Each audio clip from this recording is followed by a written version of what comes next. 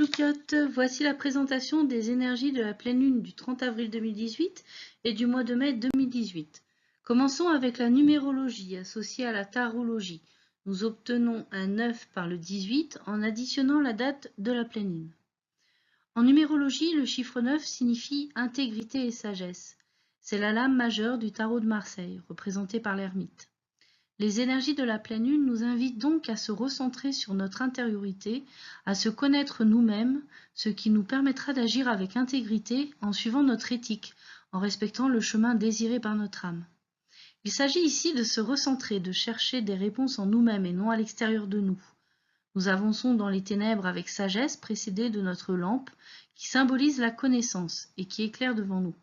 Il est temps de prendre confiance en nous car nous ne pouvons pas voir assez loin pour savoir ce que le chemin nous réserve. L'ermite est l'éclaireur, celui qui ouvre le chemin, avec sagesse, pour que les autres puissent le suivre. Il est seul face à l'inconnu, et sa sagesse lui permet d'avancer sans peur. Avec le 18, nous avons les chiffres 1, qui représente la créativité et la confiance, et le chiffre 8, qui symbolise l'abondance et le pouvoir. C'est aussi la lune, dans le tarot de Marseille. Avec les énergies de la pleine lune, nous sommes encouragés à avoir confiance en notre intuition et à garder foi en l'avenir prometteur et abondant qui s'annonce. Il s'agit d'être réceptif et attentif aux signes mis sur notre route pour nous guider sur notre chemin. Les énergies de la pleine lune vont aller chercher en profondeur les parties de nous les plus enfouies, les plus cachées. Il n'est plus possible de faire l'économie de cette confrontation à ce que l'on pourrait avoir encore à guérir, à transmuter. À partir de la pleine lune et durant le mois de mai suivant, nous connaissons deux énergies concomitantes. D'un côté, se manifestent dans le monde autour de nous et se réalisent les étapes de nos projets. On continue à avancer régulièrement sur le chemin de la nouvelle vie que l'on se crée. En parallèle, c'est comme si un espace-temps à l'intérieur de nous était disponible pour nous permettre de prendre le temps d'apprendre, à redécouvrir qui nous sommes vraiment, de comprendre ce que nous avons tous une dimension divine, que nous faisons partie d'un grand tout, que nous sommes plus grands que ce que l'on croit. Beaucoup d'entre nous vont réaliser une prise de conscience des différents plans invisibles par nos sens humains, mais accessibles par nos corps subtils énergétiques et notre intuition, bien sûr.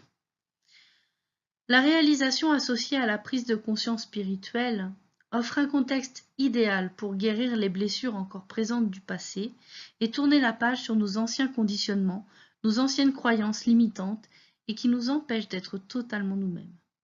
De manière très générale, dans le rapport aux autres et dans le monde, les énergies cumulées à la pleine lune risquent d'apporter pas mal de remue-ménage.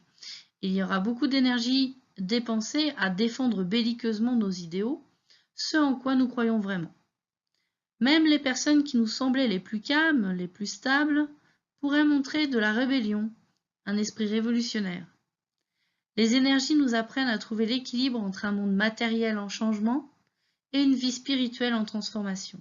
Trouvons la paix intérieure face au monde extérieur en ébullition. La femme qui tient à cœur.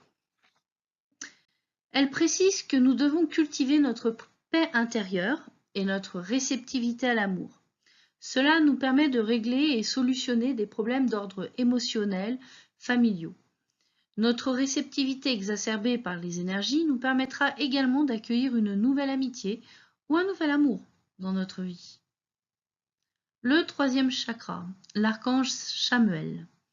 Cette carte nous indique que les énergies vont nous apporter une vitalité puissante et un enthousiasme renouvelé qui nous permettra de réaliser ce que l'on désire. Cette énergie en nous représente notre pouvoir qui s'affirme et se manifeste. Il est donc important de bien se connaître et de savoir ce que l'on désire vraiment pour profiter de cette énergie en nous.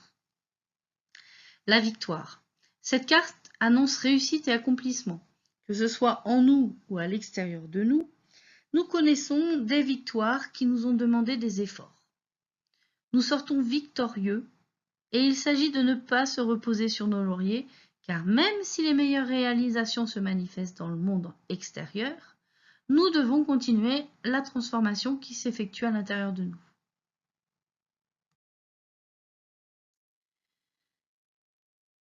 Alors, j'ai obtenu 3 cartes avec le tarot perdu de Nostradamus, donc la mort à l'envers, le 2 de lune à l'envers et le 5 de lune à l'endroit.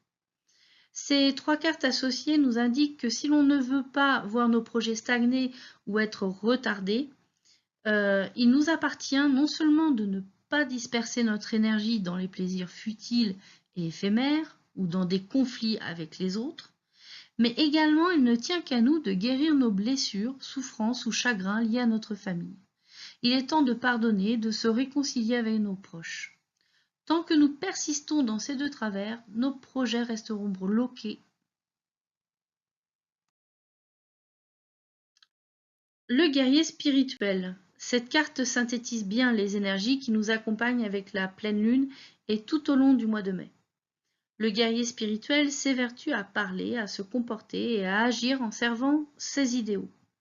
Il est exemplaire et accomplit son chemin en respectant le sens qu'il a donné à sa vie. Il arrive que le guerrier spirituel doive défendre et combattre ses idéaux. Pour ses idéaux. Il peut aussi avoir à affronter ses parts d'ombre, à l'intérieur de lui-même, avec courage, mais ne se laisse pas détourner de son idéal et le sens qu'il a su donner à sa vie. Par la connaissance de lui-même, lui permet d'amener la lumière dans ce monde. Les énergies protégeront ceux qui feront appel à leur masculin sacré pour donner du sens à leur action et défendre la part de féminin sacré qui est en eux et qui représente la réceptivité et l'intuition, donc les messages de leur âme.